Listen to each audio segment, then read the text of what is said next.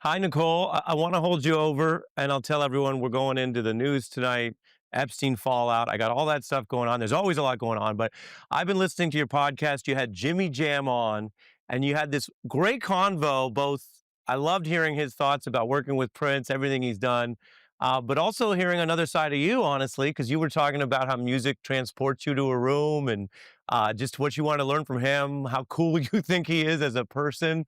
Tell us about that because we put some of this up to plug it because I really enjoyed the convo. Well, so I sent it to you because I feel like I sit there on the big nights and I'm just in awe, and I mostly try to not get called on when when you go into these spaces with all your expertise about music. But Jimmy Jam is someone that I felt like I had a winning lottery ticket when a mutual friend gave me his number and suggested I call him when you were always supportive of this effort too. I was trying to Right. raise money for Ukraine, and we put on an hour of music. And the first time I talked to Jimmy Jam, I remember where I was sitting. It was one of those conversations that just imprints on your brain. He started talking about the power of music.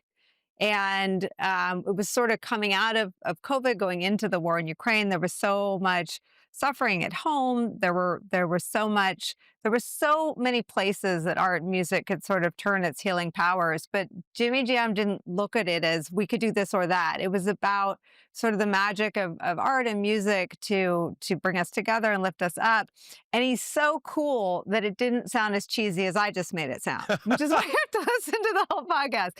He's just the real deal. And then, oh, by the way, he's the person that everyone calls when they want to make, some of their best and most iconic records and music. And he has stories like the one I just played of Janet Jackson and Michael Jackson that you just sit there with you have to pick your jaw up off the desk because he's just amazing. So thank you for listening to it. And No, thanks of for letting course, me talk about it. and I'll jump in a sec. But what did you think of the way he described competitive creativity? Because you've come out of politics. What's more competitive than jostling inside a White House? In journalism, we deal with that, and it was so interesting to hear that way you two discussed that.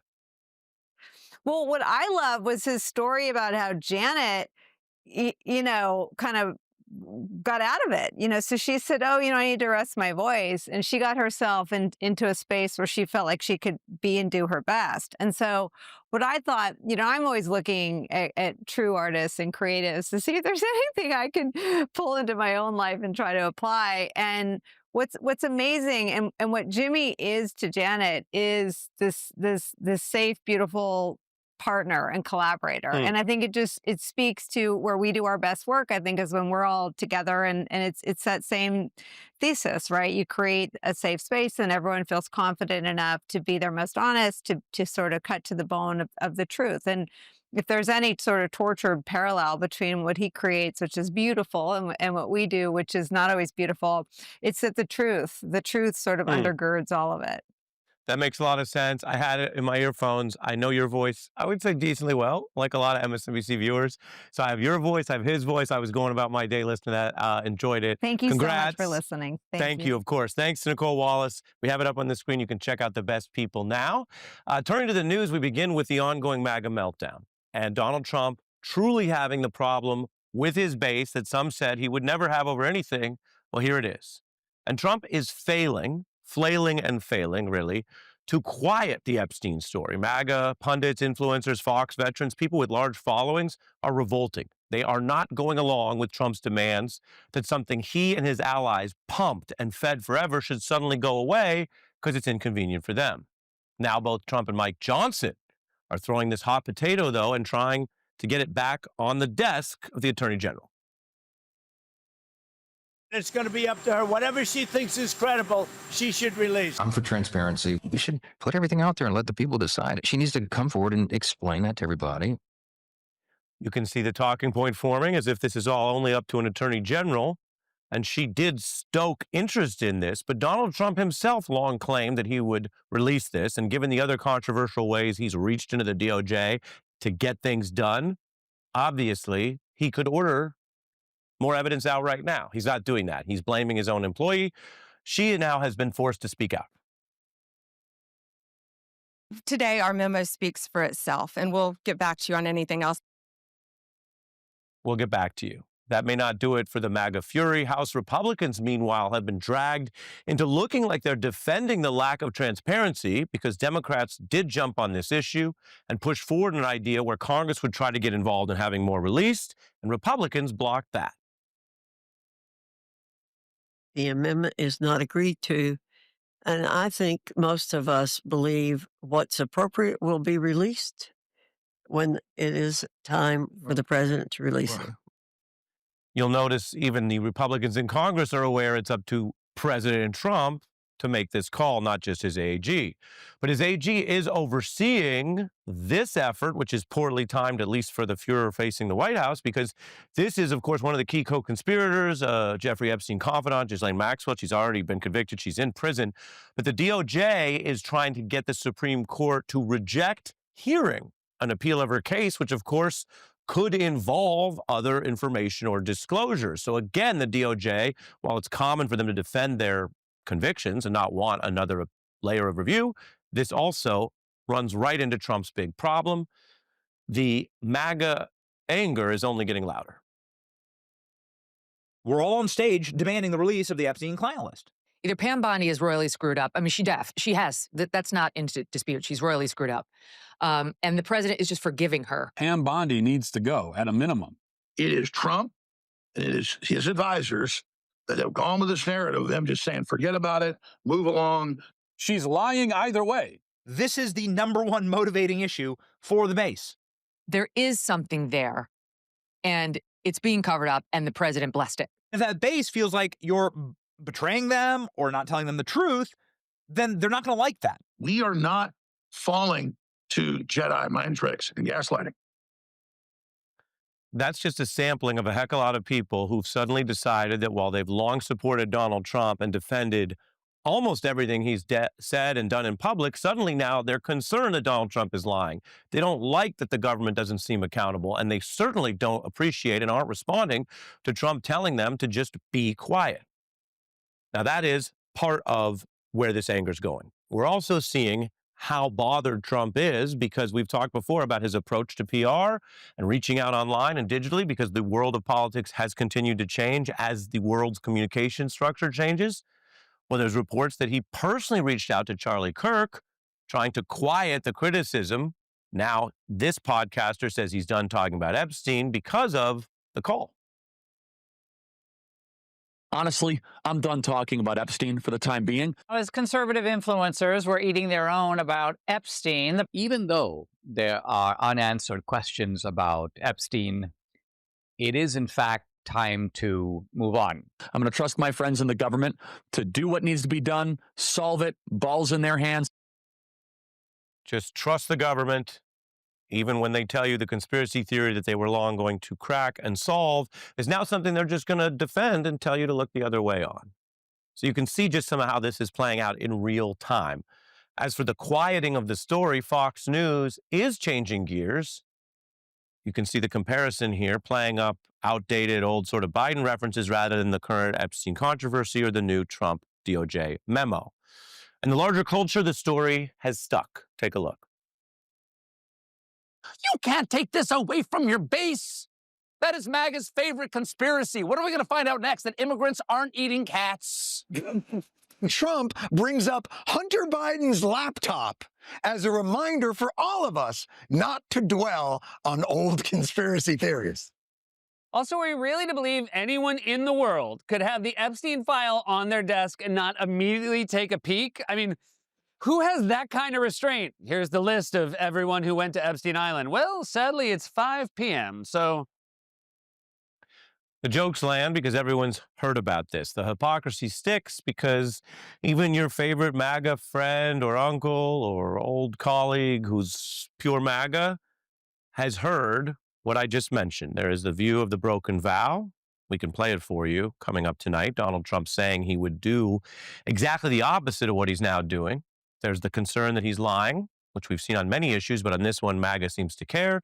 And there's the larger question of what happens if you pop the bubble and realize there is an external reality and that there are broken vows and that the government, even if you are very conservative and like some other parts of this administration's agenda, the government is to be held to account in this country for we are a democracy with accountability, a nation of laws, and a free press. Shout out to all the podcasters speaking their mind under the protection and power of the First Amendment, something this administration has also challenged when it finds disagreement. So is there a larger breakthrough here? We have Maya Wiley and Molly Jong-Fast with us on this big story when we're back in 90 seconds.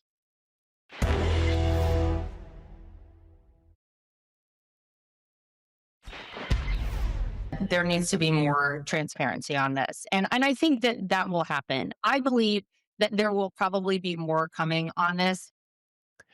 The sound you hear is a Trump criticizing Trump in public. That is Donald Trump's daughter-in-law, of course, has her own career and is a media voice, and she is saying, this cannot hold. Rarely do you see the Jeffrey Epstein story and Donald Trump and Chinua Achebe combined, but sometimes things do fall apart and may need to be put back together. With that in mind, we come to our wise panel, Maya Wiley, who's softly shaking her head, former SDNY civil prosecutor, a human rights, civil rights leader.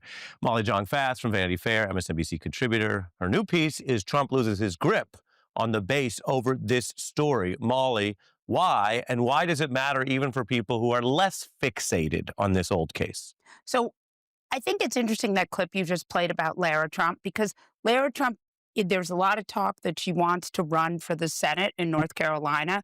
Remember, Donald Trump isn't running for re-election again, but Lara Trump is. So you see the way she's dealing with this story, saying more will be revealed. You know, there'll definitely be more.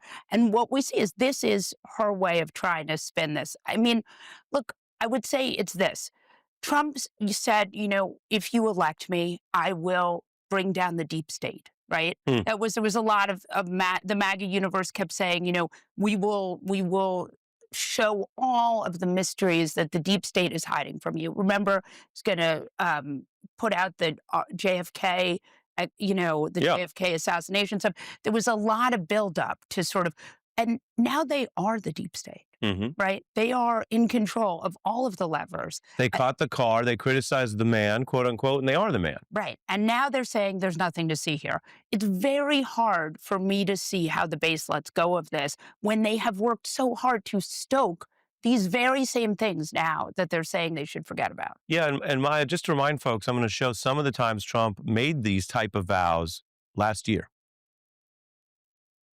Would you declassify the Epstein files? Yeah, I would. All right. I guess I would. I think that less so because, you know, you don't know it. You don't want to affect people's lives if it's phony stuff in there, because there's a lot of phony stuff with that whole world. But I think I would. So if you're able to, you'll be... Yeah, I'd certainly take a look at it. I'd be inclined to do the Epstein. I'd have no problem with it. Well, look, we have a current sitting president who ran on conspiracy theories, appointed people who spent all their time creating and stoking conspiracy theories, including Kash Patel, including Bondi, including lying about the 2020 election. And now their conspiracy theories are coming home to roost. They're paying the price for lying to folks, for making claims. For Donald Trump, I think what we saw him doing there, we saw him do throughout the election cycle, which says, I will tell you what I think you want to hear. I will not stop lying. I will not stop saying whatever serves my viewpoints, and then I will shift if it benefits me to shift. And look, this is the non-transparency administration. This is the administration that says, don't believe your lying eyes, and we're not going to actually tell you the truth. We're pulling data off our websites. We're actually making sure we can spin whatever story we want and never be accountable to you. By the way, we will flood the zone with federal agents, ICE. We will put them in masks, and we will have them refuse to even identify who they are. But no, we're the transparency administration. We're going to get the deep state. No, Molly is right. This is the deep state. They've shown it in so many ways, and their refusal to be transparent is exactly what is coming home to roost. Yeah. And there's a psychology to this, and we don't want to do the thing of taking millions of people and saying they all have the same motivation, but political scientists study this. Paranoid style in American politics, pre-internet emphasis on the political potency of conspiracy theories, particularly when they dovetail with a wider kind of extreme rabbit or messianic view of things. The problem for a lot of Trump followers is they've had to spend a lot of time minimizing everything from him saying on tape that he would grab people without consent, to other allegations that you can debate because they were litigated, but were not easy to swallow when you look at how much evidence there was. How do you square that? And I want to read from a New York Times essay by Michelle Goldberg, brand new, and she notes that the fantasy of Trump for them as this warrior against sex trafficking, which is part of the deep state idea that you guys mentioned, is a way for followers to manage cognitive dissonance about his personal degeneracy, is how Michelle Goldberg puts it, to believe that they are on the side of light. While championing a man of such low character, Trump's acolytes have had to conjure an enemy of vast, titanic evil. This is the conspiracy that goes beyond, of course, Epstein's proven horrors, but the idea that there's entire governments and secret cabals behind it. She continues, quote, among those on the right who believe there's an Epstein cover-up, few seem to be entertaining the idea that Trump is protecting himself. That would require a reevaluation of his integrity and their own judgment. But they still take for granted that Epstein was trafficking girls to powerful men and then blackmailing those men, that he was killed so he couldn't talk. That hasn't been proven. There's just questions about that. And she continues, quote, now they have to figure out why Trump won't give them the information they long for. Maya? Well, 26 women who had credible claims against Donald Trump. I say that because this will be the big test, is will this translate into, if we are actually concerned about what is in whatever information exists, what will they say about Donald Trump, or will they only stick to Kash Patel or Pam Bondi or whoever the people are who are at the front of the administration calling for her resignation, as if by replacing her, someone who Donald Trump put in place because of her willingness to do as she was told by Donald Trump. Replacing her does not suggest that they will get something different necessarily, because the buck will stop with Donald Trump. That's bad for democracy. That's bad for transparency. That's bad for everyone. And by the way, you're speaking to something we see in politics. I'm not making a false equivalency, but there are people who are hardcore New Jersey Democrats, and when they first heard bad things about Bob Menendez, they said, well, they didn't want to believe it. We had a process. We had evidence. He was convicted by a jury of his peers, and then was punished for it, and eventually reality has to take hold. Do you have any sliver of hope that at least for some people, this process might open their eyes back up to the things we've all been talking about, that democracy has to have truth as a baseline, whether that's because you want higher immigration or lower immigration? We need a factual democracy community. We need a fact-based democracy, because you can't make decisions without facts. The only way we get to where we think we can be as a country, which is one based on truth, facts, and transparency of government and its accountability to us, is if we do that. We are not going to get that from Donald Trump. We are not going to get that just from influencers. There are more bots on the internet than humans. We have to start back with this very basic point. If we allow anybody in public office to not be accountable to us, we will not have a democracy. But we are the ones who have to show up and have this discussion and say, doesn't matter who you voted for. What matters is you have a person in office who promised you transparency and did not give it to you. Pam Bondi herself said, the files are on my desk. They're coming. Had influencers, Donald Trump had influencers come and say, we're going to do this. So yes, accountability means that we have to understand anybody has to be accountable. I would just add, I think the biggest problem for Trump has been how he's dealt with this, right? He usually has a sort of incredible ability to see what his base wants and deliver it. And he really was sort of caught flat-footed. Now we're seeing them sort of try to shift the blame on Bondi. And Bondi did put out these binders that were labeled phase 1, which makes a person think there might be a phase 2, Binders phase 3. full of phases. Right. Binders filled with easily Googleable information. I have to fit in more stuff. So I want to say both of you have really enlightened us because you've also broadened this out to the stakes, even again, separate from the underlying case. I want to thank our experts, Maya and Molly. I want to tell folks coming up, you will hear directly why Stephen Colbert took a big risk to go after his own employer last night over what he calls this corporate bribe to Trump. Backlash to those ICE raids we were just discussing. We have more on that. And how much are grocery prices, I should say, going up under Donald Trump? We have the data later in the hour.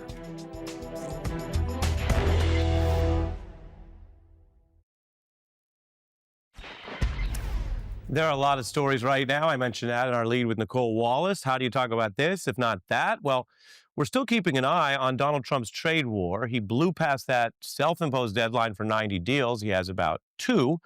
Now we're seeing more impacts. And as you know, if you remember all the old inflation, this stuff takes time because it's a large global economy, massive different shifts. But inflation and prices are up, accelerating over 2 points. The reports are clear, Trump's tariff pushing up prices. A top economist says there's ample evidence tariffs, that's from Trump, are being passed on to consumers. So he's going forward with the trade war. It may not be in the news every night like when it first started, but you are paying for it every day, according to these economic experts.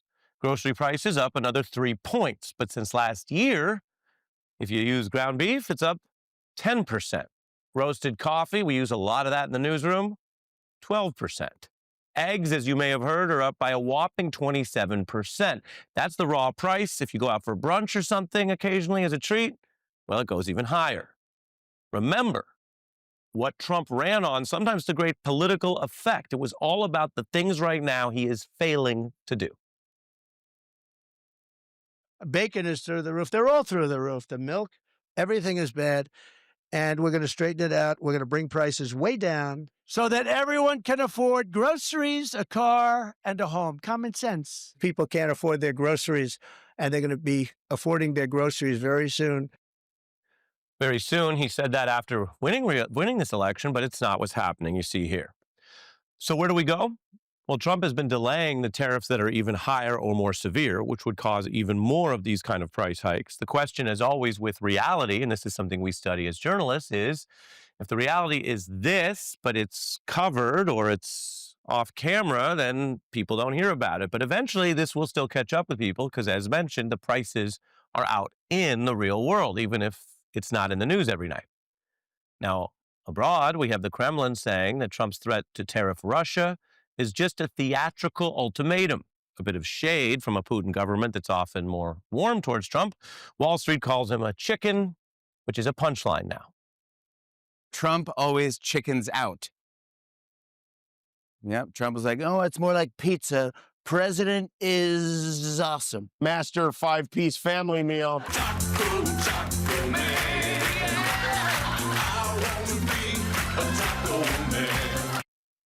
Those are the jokes, but the punchline's on everyone paying for this. And if Donald Trump isn't getting more jobs to America, isn't winning the trade war in any real sense, and is increasingly getting burned politically, why, as a country, do we have to continue to go down this path? We have a very smart expert who speaks plain English on all of this when we come back.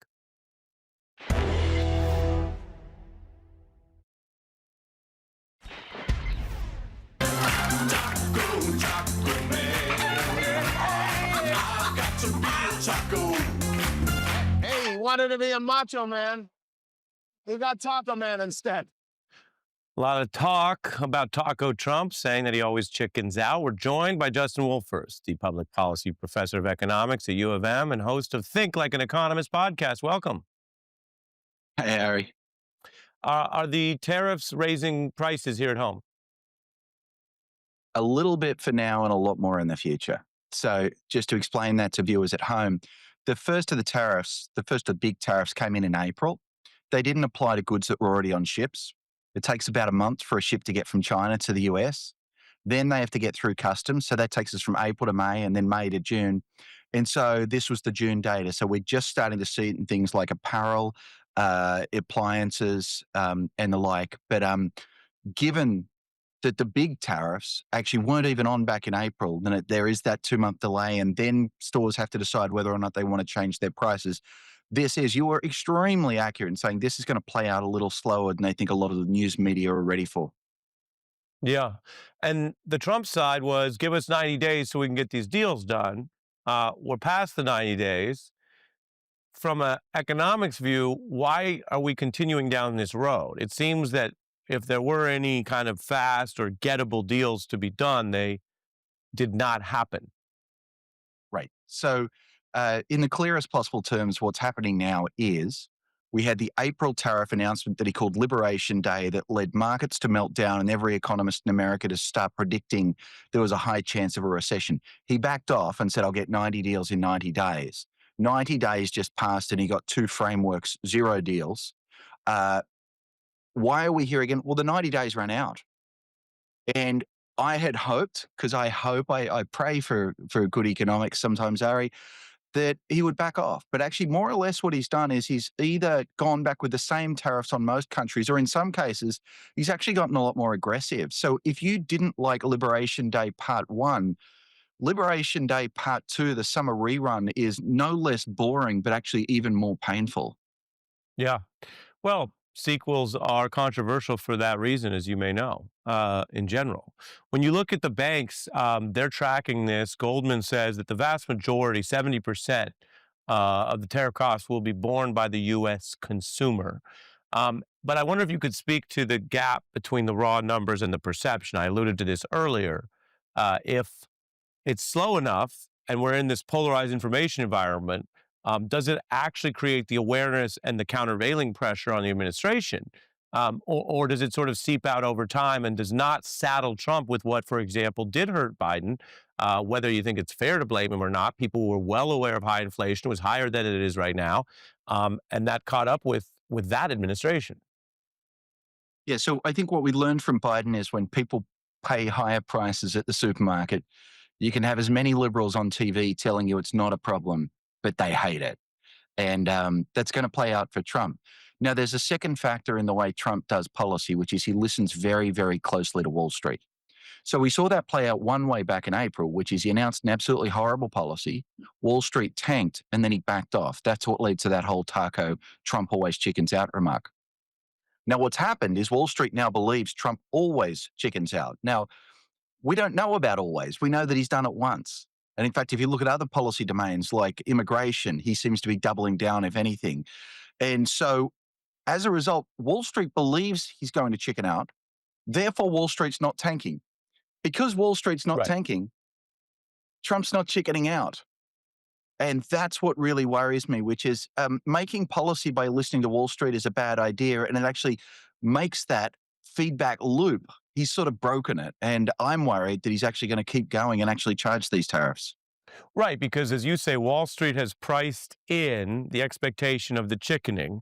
You're saying he needs a market wolf, if you will, to be a chicken.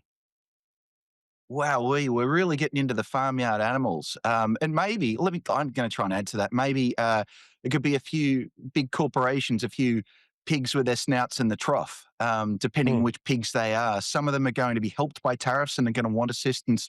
But actually, most American corporations are starting already to see some pressure on their profit margins. And so if he's not going to hear from Wall Street, hopefully at least he'll be listening to big business. All makes sense the way you put it. And Justin, I don't want you to feel that we've left Australia out, that we're only doing American animals here. So we can end with this. Are you ready? I'm on the edge of my seat. This is in your lane. Why can't you trust kangaroos in business? You got to tell me. Their checks always bounce. Wow. That's Australia and economics-ish, business-ish. So it's really for you. I don't know what your students would think of that terrible joke, but it is an OG. It's an original. I feel like I'm out of a job now, Ari. Do you tell jokes in your classes? I don't know your style. Terrible dad jokes in an Australian accent. That's why I feel like I'm out of a job, mate. So the unemployment rate just ticked up, and it's because of you, Ari. Wow. There it is. We saw it happen. I want to apologize to everyone on behalf of myself and Justin, Professor. I will say, when I was at U of M, because you teach where I once went, We liked the professors who would mix it up. Everyone would groan, we would make fun of them, but we liked it. But that may be antiquated. I don't know what it's like today. Justin, thanks for being here. Great pleasure. When we come back, we actually will hear directly from brand new statements from an actual comic who is actually funny, Stephen Colbert, but getting serious, calling out his employer for doing what he calls a bribe with Trump.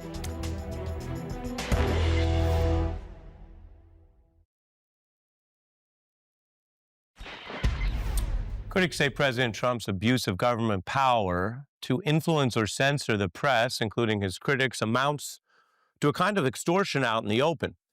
We have a new chapter on this. Stephen Colbert really weighing in for the first time on that huge payment that the parent company of his employer, CBS, for the 60 Minutes interview of Kamala Harris has made.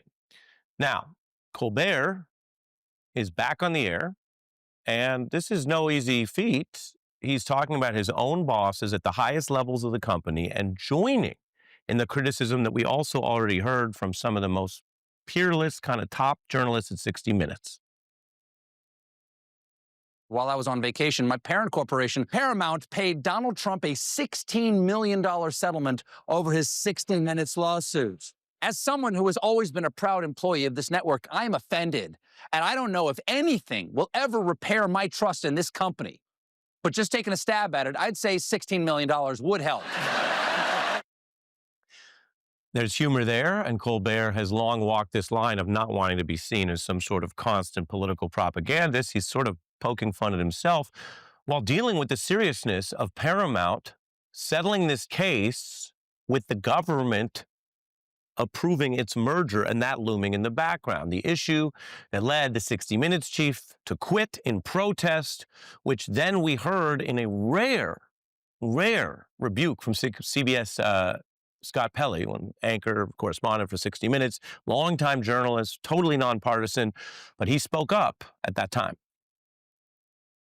Our parent company, Paramount, is trying to complete a merger. The Trump administration must approve it. Paramount began to supervise our content in new ways. None of our stories has been blocked, but Bill felt he lost the independence that honest journalism requires.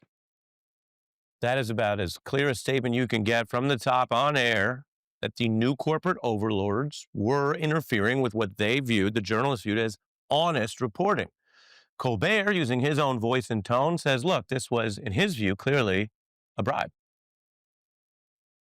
Paramount settlement did not include an apology. Instead, that's good. Instead, the corporation released a statement where they said, you may take our money, but you will never take our dignity. You may, however, purchase our dignity for the low price of $16 million. We need the cash. Now, I believe that this kind of complicated financial settlement with a sitting government official has a technical name in legal circles. It's big fat bribe. That's his tone. Sounds like jokes, but you can bet they are hearing it at the very top of his company and the White House, having struck a deal that they would like no one to notice or criticize as they go on to try to control what you see on the airwaves. We will stay on these stories with our effort at honest reporting. I'm going to fit in a break, but when we come back, Jason Johnson is here. That's next.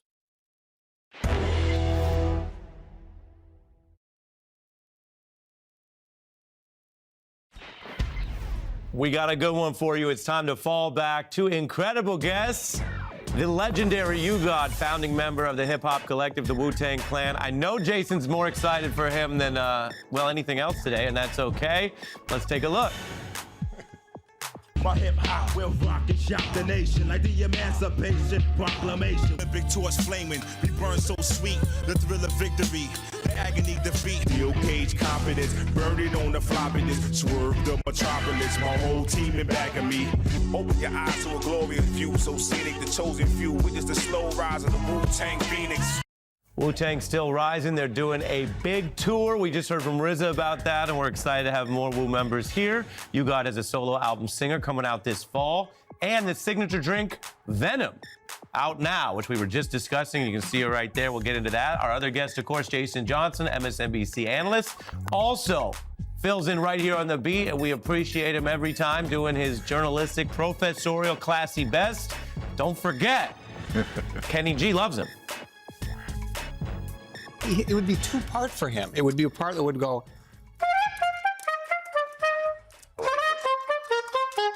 and then it would be, because he's a nerd, but he's also got soul. Soulful nerd, says Kenny G. Welcome to both of you. Oh, snap. I love some Kenny Glad G. to be here. You like Kenny G? Yes, I do. Did you know that he wrote a little jingle to personify Jason Johnson? Because he did. Oh, I didn't know that. Yeah, there you go. You learn something new every day. Yeah. Jason, you're the hometown hero, so you can do your fallback first, sir. Cool. I'm going to give it to you with no trivia. My first fallback is everybody out there who is working with ICE. Look, we know we may not be able to stop where the Trump administration puts their internment camps or puts their sort of ICE detention centers, but companies don't have to work with them. There's a New York Times op-ed about someone saying, well, I don't want to make money off of reserving my space to ICE. In Miami, you had several businesses, Churromania, Elote Lovers, Kona Ice, all say, look, we may have had food trucks there, but we don't want to support ICE. If you don't like what this administration is doing and you don't like ICE, fall back and you don't have to work with them and you don't have to sell them churros. There you go. And I know you're excited for this Woo segment. Yes, Jason? Ooh. Yes, I am. So that's Jason's fallback. Very interesting, and he got right to the point. I'm wondering what's on your mind, what's on your fallback list. I know you were thinking about some of these aging lawmakers. Oh, my goodness. These guys, just like the presidents nowadays, is like 100 years old, these guys. You know, they go up Air Force One, they fall down Air Force One going up the stairs now. It's like, come on, Joe Biden falls asleep in the thingamadoodle and the current president is also up there. Yeah, I'm like, yo, why can't you get some young guys, some young blood up in there? Some 35, some 45-year-old presidents up in there. So you feel like as someone just looking at this kind of nonpartisan big picture, it's gotten sort of too elderly and not room for the next generation. The Democrats are facing that not just with Biden, but Chuck Schumer's had a long career, but there are folks saying, hey, you did it for decades. Can we try new voices? Yeah, some new young blood. What's wrong with young blood? I don't know. What's wrong with that? I mean, you know what Nas said? Old head gave me old news. You slick stuff. Jason, what else is on your list? My next fallback has to do with, you know, I know that you guys knows about Iron Man and other superheroes. My next fallback is about Superman. All these conservatives who want to hate on superhero movies, fall back. First off, they ain't made for you. They ain't made for old grumpy people who don't like superheroes. If you don't like Superman, if you don't like the Fantastic Four, watch something else. But trying to turn every single superhero movie, which is meant to be fun and exciting and enthusiastic and inspiring for people, trying to turn everything into a negative political reflection of woke culture, they need to fall back on that. Just I got to join you on this one. I'm going to join you on this one, Jason. We'll see if you got it as a thought. But yes. I remember the whole thing about PC, politically correct, is that thing that you'd have to dance around everything. Now, some things are about respect and rights, and I don't just call that PC. But other things, I get the idea. Is this not the right wing being super PC? If you don't tell the story the exact way they want it told, then they don't like Superman anymore? All right, Superman is based off of Moses. He's an immigrant from another country whose arch enemy is a billionaire. If it's suddenly woke now, it was woke 80 years ago when he was invented. Sit back and enjoy the film. Chill and touch grass. Wow, touch grass. You want to get in on that one? Yeah, I love that, man. That's my type of stuff.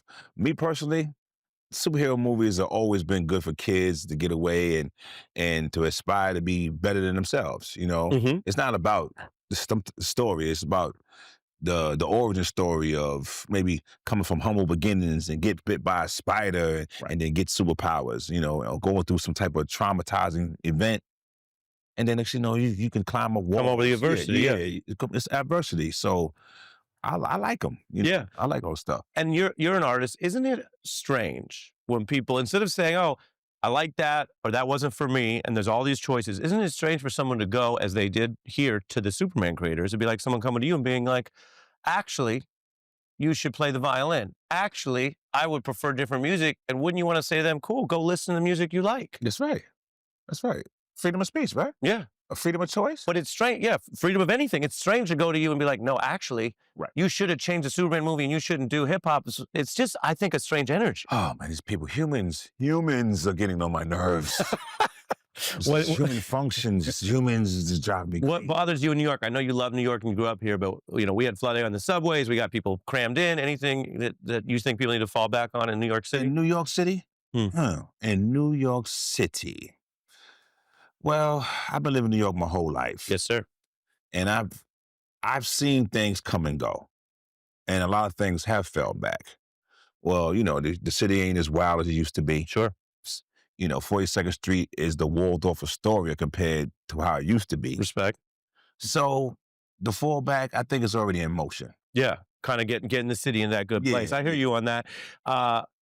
Wu-Tang Tour, Project Venom is your sort of entering into the Tastemaker universe. Where can people find your stuff online? Well, right now, you can get the Venom on the West Coast. We're trying to get to the East Coast right now. It's a slow, gradual burn. Wu-Tang, we on tour. Run Your Jewels, the whole clan is Killer out. Mike opening Killer for you? Mike, yeah, Killer Respect. Mike, yeah, and LP, and we doing our thing, and we just, Wu-Tang's forever, man. We gonna keep doing our thing. You know why Wu-Tang is forever? Why? Because it's for the children. Appreciate you. You got Thank you for Jason having me. Johnson, covered a lot of ground. Thank you, sir. Trying to end the day on a high note, which we can do because of both of you. Our thanks to both of you. Thanks for watching The Beat with Ari Melber. You can always find us online at Ari Melber, wherever you use social media. There we go. We're still in the vibe. And the weeknight starts now.